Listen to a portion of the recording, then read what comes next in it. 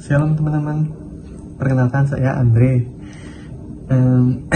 Terima kasih sudah diberikan kesempatan buat sharing di ibadah ini tentang kebaikan Tuhan. Teman-teman juga pasti pernah merasakan kebaikan Tuhan selama ini. Saya terlahir dari keluarga yang beragama Buddha yang belum mengenal Tuhan sama sekali, dan hidup saya malah ancur-ancuran waktu itu karena permasalahan yang cukup berat buat keluarga saya, dan saya pun juga. Saya ngerasa permasalahan saya itu paling berat daripada yang lain. Jadi hidup saya malah makin hancur-hancuran. Saya malah dipertemukan dengan orang-orang yang salah, malah bikin saya makin hancur. Saya diajakin ngerokok, mabuk-mabukan, hampir narkoba, dan saya kabur dari rumah. Dan saya hampir sampai ngajak anak-anak kecil di perumahan saya untuk merokok. Pokoknya hidup saya aut-autan lah dulu itu. Dan waktu itu saya diajakin lah sama saudara saya untuk ke gereja. Ternyata mama saya dan adik-adik saya itu sudah Kristen waktu itu, dan saya nggak boleh. Dan saudara saya itu ngajakin berkali-kali, dan tapi saya beralasan terus supaya saya nggak ikut. Oke, dan minggu depannya tiba-tiba saudara saya sampai di depan rumah. Ya mau nggak mau saya harus ikut waktu itu. Dan saya sampai di gereja. Singkat cerita, saya melihat mereka kayak bingung aja. Mereka sampai tidur-tiduran, sampai mereka nangis-nangis, teriak-teriak, lompat-lompat. Kok mereka ibadah kayak gitu ya? Kan beda banget tuh kan sama ibadah yang di vihara gitu kan. Saya ngerasa kok beda banget ya ibadahnya gitu. Terus aku setelah ibadah, saya tanya lah sama beberapa kakak di sana lah ya, kenapa kok bisa mereka kayak gitu ya ibadahnya? Ya saya bingung lah kan ya. Terus dijawab sama kakaknya, ya mereka merasakan Tuhan, mereka kayak saya dipeluk Tuhan, jadi mereka nggak tahan gitu, atau mereka begitu. Nah, jadi kepikiran lah saya sampai rumah itu, kok mereka bisa kayak gitu, sedangkan saya setiap ke vihara pun ya cuma gitu-gitu doang, nggak dapat apa-apa sama sekali. Dan minggu depannya saya berusaha, saya coba ke gereja sendirian. Saya coba ke gereja sendirian, dan ternyata situ ada PPW dan worship itu cukup lama, ada altar call juga waktu itu. Tapi saya kokoh berdiri belakang itu, pokoknya nggak mau maju-maju. dan mereka sudah nangis-nangis segala, udah beres praise kan, itu semangat kan semuanya, pada lompat-lompat segala, sukacita lah pokoknya. Tapi saya malah tutup mata. Saya ngebayangin Tuhan mereka tuh gimana sih? Kok bisa sih mereka merasakan kebaikan Tuhan selama ini? Kayak mereka dipeluk, mereka ngerasain lah Tuhan di samping dia gitu. Ya, saya itu juga pengen loh kayak mereka gitu ya. Apa yang mereka rasain itu saya juga pengen rasain gitu. Dan ketika mereka lompat-lompat, saya tiba-tiba jatuh dong posisinya. Jatuh, tiba-tiba ada yang samperin saya, doain saya, megang pundak saya. Dari situlah saya ngerasa ada Tuhan yang benar-benar nyamperin saya waktu itu dan bilang, gak usah khawatir sama hidup kamu lagi, aku di sini sama kamu. Bayangin, saya yang dulu yang ngerasa kotor banget, saya ngerasa diterima banget di situ. Saya ngerasa hidup saya itu berharga buat Tuhan, walaupun saya ini berdosa banget waktu itu. Dan dari itulah kayak saya terakhir, kayak hidup saya tuh kayak benar diubahin sama Tuhan. Hidup saya kayak yang dulu emosian, yang dulu ngomong, ngerokok segala, semuanya berubah drastis. Saya kayak ngerokok, saya berhenti. Yang emosian sekarang, ya teman-teman saya sampai heran, kenapa sih Andre, kalau lu dijahatin lu malah senyum-senyum doang gitu. Sampai bingung mereka, kenapa, bertanya-tanya lah mereka.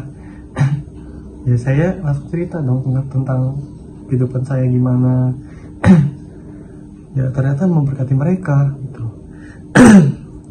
Ternyata Tuhan selama ini tuh udah mantau saya. Ternyata Tuhan tuh sayang banget sama saya gitu. Ya saya bersyukur lah, dari selama ini ternyata Tuhan udah milih saya dari sekian banyak orang yang dulunya saya ngerasa gak berharga, gak layak, berdosa, kotor. Ternyata Tuhan menganggap saya berharga. Dan suatu ketika cerita saya dikasih kesempatan dan kasih kepercayaan buat jadi OSIS Korania dan mimpin Komsel waktu itu. Dan waktu itu saya bangun kubu doa di Penabur. Itu dari baru 3-4 orang. Kita doa bareng-bareng setiap jam istirahat, dan kita doain teman-teman kita dan sekolah kita. Yaitu suatu kerinduan lah dari hati saya, melihat teman-teman saya juga harus merasakan kebaikan Tuhan yang saya rasakan juga, mereka juga harus rasakan. Dan saya juga selama ini bertahan sampai sekarang ini pun, kalau bukan karena Tuhan, mungkin saya masih hancur-hancuran hidupnya. Ya, kalau dengan kekuatan saya pun, saya juga nggak bakal sanggup sampai sekarang. Ya, semua karena perbuatan Tuhan dan kebaikan Tuhan selama ini di kehidupan saya. Yang selalu saya ingat sampai sekarang ini, ya apapun masalah saya, seberat apapun masalah saya, ya pray until something happens. Jangan pernah nyerah untuk berdoa sama Tuhan, minta sama Tuhan, berharap sama Tuhan. Tetap berdoa sama Tuhan teman-teman, sampai mukjizat itu benar-benar terjadi dalam kehidupan kita. Dan mungkin Tuhan belum izinkan saya untuk kuliah. Ya, walaupun saya pernah kuliah 1 sampai pertengahan 2 semester, saya harus berhenti kuliah. Dan ternyata Tuhan punya rencana lain dalam kehidupan saya, yaitu ditempatkan di tempat kerja. Dan ternyata di tempat kerja saya pertama kali semangat banget. Dan ternyata di pertengahan ternyata cukup berat juga untuk kerja. Saya harus berbaur dengan lingkungan baru, dan ketemu dengan orang-orang baru, dan orang-orang yang jauh lebih tua daripada saya. Saya harus menerima kalau misalkan saya paling muda di situ. Dan saya mungkin ketemu dengan orang-orang yang gak suka sama saya, yang mungkin ngejelekin saya di belakang. Itu semua jadi pelajaran buat saya. Dan Tuhan Yesus tetap terbaik. Dan rancangan Tuhan itu tetap yang terbaik, bukan rancangan kita yang terbaik. Dia tahu yang terbaik buat kita. Dan mungkin sekarang saya mengerti, dan Tuhan buat saya mengerti, kalau sampai sekarang ini saya bertahan itu semua karena Tuhan.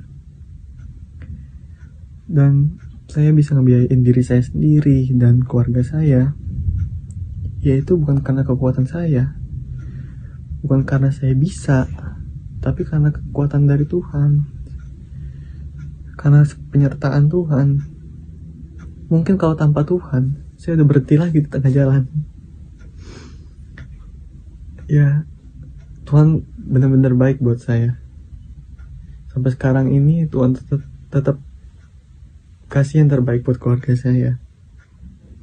Ya, jangan pernah nyerah teman-teman. Semua yang kita hadapin itu belum tentu semuanya buruk. Udah pasti itu jadi pembelajaran buat kita, dan pasti ada solusinya. Dan Tuhanlah solusinya teman-teman. Jangan pernah nyerah teman-teman. Dan lakuin yang terbaik, lakuin buat Tuhan, dan selalu berharap dan percaya kepada Tuhan. bahwa rancangannya jauh lebih baik daripada rancangan kita. Ya mungkin ini aja sharing dari saya. Mohon maaf kalau misalkan ada salah kata. Dan terima kasih udah kasih kesempatan saya buat sharing di ibadah ini. Selamat ibadah, Tuhan memberkati.